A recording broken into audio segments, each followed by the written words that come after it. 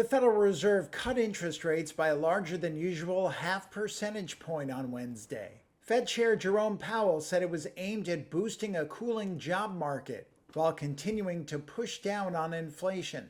This decision reflects our growing confidence that with an appropriate recalibration of our policy stance, strength in the labor market can be maintained in a context of moderate growth and inflation moving sustainably down to 2%.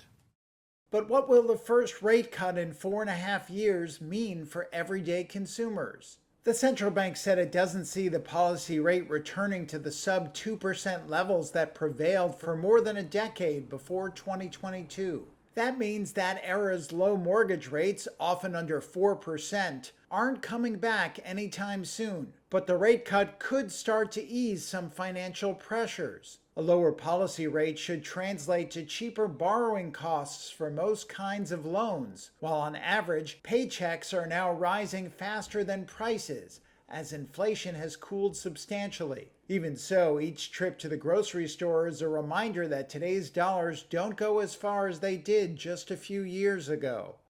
While the rate cut comes as hiring and wage growth have slowed, Powell says he thinks the economy remains on solid footing. I don't see anything in the economy right now that suggests that the likelihood of a downturn is elevated.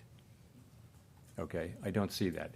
You see growth at a solid rate, you see inflation coming down, and you see a labor market that's still at very solid levels.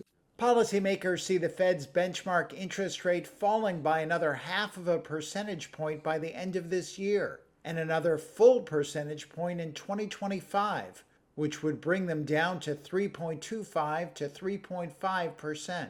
The next Fed policy meeting takes place in November.